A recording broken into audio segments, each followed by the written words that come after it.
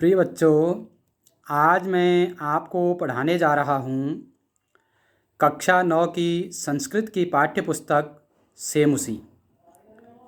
सेमुसी के द्वितीय पाठ का आज हम अध्ययन करेंगे, जिसका शीर्षक है स्वर्णकाकः। स्वर्णकाकः अर्थात सोने का कौवा। स्वर्ण माने सोना, काकः माने कौवा। यह एक बहुत ही सुंदर कहानी है। आप इसको ध्यानपूर्वक सुनेंगे और इसको समझेंगे, और मैं आशा करता हूँ कि आपको इस कहानी को सुनकर बहुत आनंद आएगा। बहुत ही सुंदर कहानी है जो विश्व कथा शतकम से ली गई है। तो आइए इस पाठ का अध्ययन करते हैं। प्रस्तुत पाठ श्री पद्म शास्त्री द्वारा रचित विश्व कथा शतकम नामक कथा संग्रह से लिया गया है, जिसमें विभिन्न देशों की 100 लोक कथाओं का संग्रह है। यह वर्मा देश की एक श्रेष्ठ कथा है, जिसमें लोभ और उसके दुष्परिणाम के साथ साथ त्याग और उसके सुपरिणाम का वर्णन एक सुनहले पंखों वाले कौवे के माध्यम से किया गया है। पुरा कस्मिंश्चित् ग्रामे एका निर्धना वृद्धा स्त्री न्यवसत्। पुरा माने प्राचीन समय की बात है।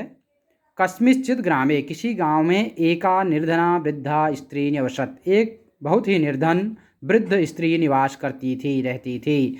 तस्याश्च एका दुहिता विनम्रा मनोहरा चासीत्।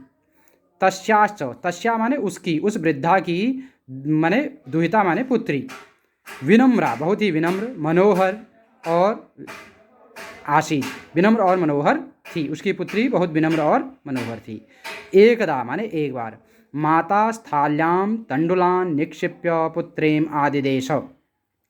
माता ने एक थाली में, स्थाल्यां माने थाली में, तंडुलान निक्षिप्य चावल रखकर, तंडुल माने होता चावल, पुत्रीम आदिदेश अपनी पुत्री को आदेश दिया, कहा, सूर्यातपे तंडुलान खगेभ्यो रक्ष। सूर्यातपे अर्थात धूप में जो चावल सुखाए हुए थे, उन तंडुलान माने चावलों को, खगेभ्य, खग माने होता पक्षी, उनसे इसकी रक्षा करना। किंचित कालाद अनंतरम एको विचित्रः काकः समुड्डीयताम उपजगाम। कुछ समय के बाद एक अद्भुत घटना घटी। क्या हुआ? एक विचित्र कौवा समुड्डीय माने उड़कर, ताम उपजगाम वहां पर आया। नैतादृशः स्वर्णपक्षो रजतचंचुः स्वर्णकाकस्तया पूर्वं दृष्टः। उस बालिका ने नैतादृशः, एतादृशः न, इस प्रकार का नहीं देखा था। स्वर्णपक्षो रजतचंचुः सोने के पंख वाला, और रजतचंचुः चांदी की चोंच वाला, चंचु माने चोंच। स्वर्णकाकस्तया पूर्वं दृष्टः, उसने कभी ऐसा कौवा, विचित्र कौवा कभी नहीं देखा था। तम तंडुलान खादंतम हसंतं च विलोक्य बालिका रोदितुम आरब्धा। और उसको तंडुलान माने चावलों को खाते हुए और हंसते हुए देख करके, विलोक्य माने देख करके, बालिका रोदितुम आरब्धा, वह बालिका रोने लग गई। तम सा प्रार्थयत, उसको मना करती हुई, निवारयंती सा प्रार्थयत, वह प्रार्थना करने लगी, तंडुलान माँ भक्ष, चावलों को मत खाओ। मदीया माता अतीव निर्धना वर्तते, मेरी माँ बहुत गरीब है।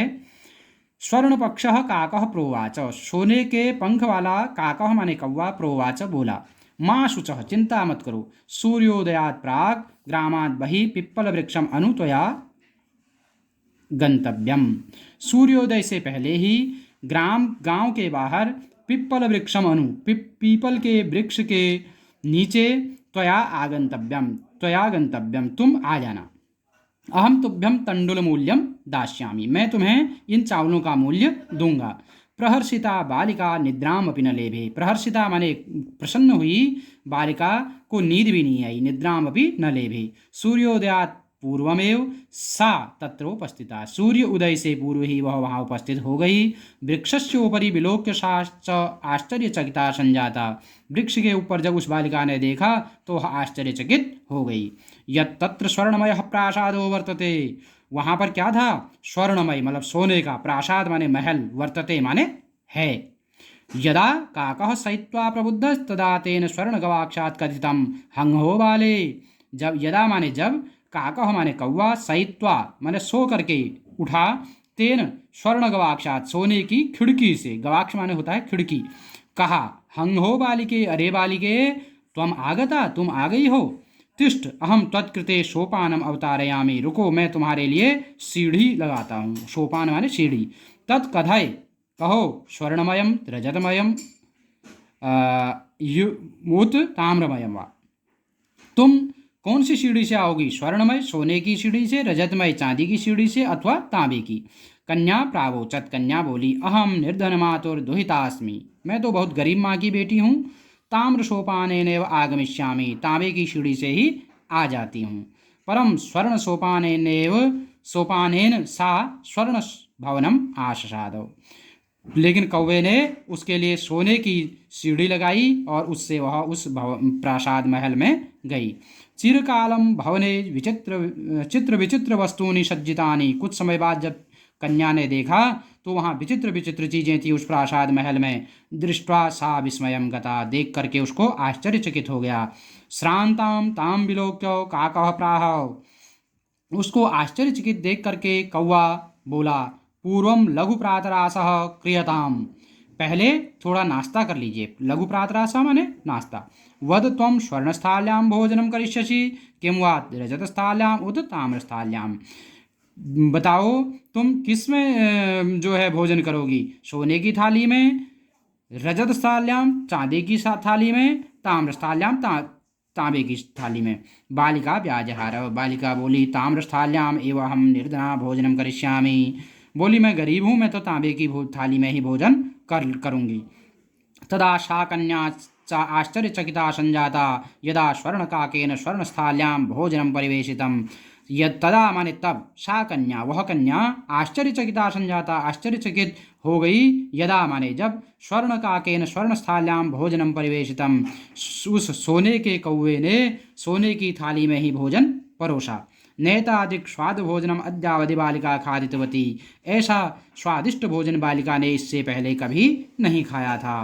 काको ब्रूते बालिके, कौवा बोला बालिके अहम इच्छामि यत् त्वं सर्वदा च अत्रैव तिष्ठ, मैं तो चाहता हूँ कि तुम हमेशा, सर्वदा ने हमेशा, अत्रैव तिष्ठ यहीं रहो। परम तव माता वर्तते च एकाकिनी, लेकिन तुम्हारी माता अकेले है।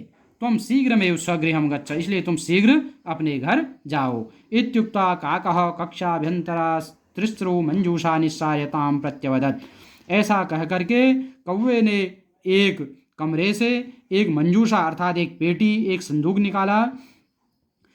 ताम प्रत्यवदत्, उससे बोला बालिके यथेच्छम गृहाण मंजूषाम एकाम, इन 3 पेटियों में से, इन मंजूषाओं में से एक पेटी तुम चुन लो अपने लिए जो तुम्हें अच्छी लग रही हो। लघुत्तमां मंजूषां प्रगृह्य बालिकया कथितम इयम एव मदीय तंडुलानां मूल्य, सबसे छोटी जो मंजूषा थी उसको पकड़ करके, उसको ले करके बालिका ने कहा कि मेरे चावलों का मूल्य तो कम ही है, इसलिए मुझे ये सबसे छोटी वाली मंजूषा चाहिए। गृहम आगत्य तया मंजूषा समुद्घाटिता, घर आकर के उस बालिका ने वह मंजूषा खोली, समुद्घाटिता माने खोली। तस्यां महारहाणि हीरकाणि विलोक्य सा प्रहर्षिता तद्दिनात् धनिका च संजाता, उसमें बहुमूल्य हीरकाणि विलोक्य, बहुत बहुमूल्य रत्न हीरे इत्यादि को देख करके सा प्रहर्षिता, वह बहुत प्रसन्न हुई। तद्दिनात् धनिका च संजाता, उस दिन से वह धनवान बन गई। तस्मिन्नेव ग्रामे एका अपरा लुब्धा वृद्धा न्यवसत, उसी गांव में एक दूसरी वृद्ध स्त्री जो बहुत लोभी थी वह न्यवसत निवास करती थी। तस्या अपि एका पुत्री आसीत, उसकी भी एक पुत्री थी। ईर्ष्या सा तस्य स्वर्णकाकस्य रहस्यम अभिज्ञातवती, ईर्ष्यावश उसने भी उस वृद्धा स्त्री से उसके धनिक होने का रहस्य जाना। सूर्यातपे तंडुलान निक्षिप्य तयापि स्वसुता रक्षार्थम नियुक्ता। उसने भी उसी प्रकार से धूप में एक थाली में चावल डाल करके अपनी बेटी को उसकी रक्षा के लिए नियुक्त कर दिया। तथैव स्वर्णपक्षः काकः तंडुलान भक्षयन् तामपि तत्रैव कारयत्। फिर वह सोने के पंखों वाला कौवा आया, उसने भी चावल खाना शुरू किए तो उस बालिका ने उससे वैसा ही किया जैसे पहले उस बालिका ने किया था, अर्थात उसने कहा इनको मत खाओ। प्रातस्तत्र गत्वा सा काकम निर्भर्त्सयन्ति प्रावोचत। फिर जब कौवे ने उससे कहा कि कल हम मेरे पास आना, वहाँ पीपल के पेड़ के नीचे आना, तो वह प्रातःकाल वहाँ पहुँच गई और काकम निर्भर्त्सयन्ति, कौवे को कोसती हुई, निर्भर्त्सयन्ति माने कोसते हुए, प्रावोचत बोली, भो नीच काकव, अरे नीच कौवे, अहम आगता, मैं आ गई हूँ, मह्यम तंडुल मूल्यम प्रियच्च, मुझे मेरे चावल का मूल्य दो।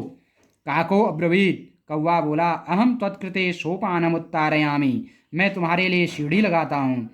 तत्कथय स्वर्णमयम रजतमयम ताम्रमयम वा, तो बताओ तुम कौन सी सीढ़ी से आओगी, सोने की सीढ़ी से, चांदी की सीढ़ी से, या ताम्रमयम तांबे की सीढ़ी से। गर्वितया बालिका प्रोक्तम, गर्व से वह बालिका बोली, क्या बोली, स्वर्णमयेन सोपानेन अहम आगच्छामि, मैं तो सोने के सीढ़ी से ही ऊपर आऊंगी। परम स्वर्णकाकस्तत्कृते ताम्रमयम सोपानमय प्रायच्छत, लेकिन उस स्वर्ण काक ने, सोने के कौवे ने उसके लिए तांबे की सीढ़ी लगाई। स्वर्ण काकस्ताम भोजनमपि ताम्रभाजने यह कारयत, और उस कौवे ने उसको भोजन भी ताम्र पात्र में ही कराया, तांबे की थाली में ही उसको भोजन दिया। प्रतिनिवृत्ति काले स्वर्णकाकेन कक्षाभ्यंतरास्तिस्रो मंजूषा तत्पुरः समुत्क्षिप्ताः। जब विदाई का समय आया, जाने का समय आया, तो सोने के कौवे ने अपने कमरे से 3 मंजूषाएं निकाली उसी प्रकार और उसके सामने रखी। लोभाविष्टा सा बृहत्तमा मंजूषा गृहीतवती, वह तो लोभी थी, उसने सबसे बड़ी वाली जो मंजूषा थी उसको चुन लिया। गृहमागत्य सा तर्षिता यावत मंजूषाम उद्घाटयति, घर आकर के, गृहमागत्य माने घर आकर के, सा माने वह बालिका, तर्षिता बड़े तरस करके उसने देखा कि आखिर इसमें है क्या। उसने वह पेटी खोली, तावत तस्याम भीष्णः कृष्ण सर्पो विलोकितः, उसने उसमें देखा एक बहुत बड़ा काला सर्प था। लुब्धया बालिका लोभस्य फलम प्राप्तम, उस लोभी बालिका ने लोभ के फल को प्राप्त कर लिया। तद अनंतरम सा लोभम परित्यजत, तो उस दिन से उसने लोभ करना छोड़ दिया। तो इस तरह से इसकी कहानी है, और इस कहानी से हमें ये प्रेरणा मिलती है कि हमें लोभ नहीं करना चाहिए और दूसरे व्यक्तियों से कभी ईर्ष्या नहीं करनी चाहिए। तो इस तरह से आपने ये कहानी का अध्ययन किया जो आपको बहुत अच्छी लगी होगी, और मैं आगे भी आप लोगों के लिए इसी तरह नए नए पाठों को अपने इस चैनल के माध्यम से प्रसारित करूंगा, और उनका भी लाभ लेने के लिए आप लोग अधिक से अधिक इस मेरे चैनल को, जिसका नाम है आचार्य विपिन चंद पांडे, इसको सब्सक्राइब करें और अपने मित्रों के साथ शेयर करें, जिससे उनको भी इसका अधिक से अधिक लाभ मिल सके। धन्यवाद।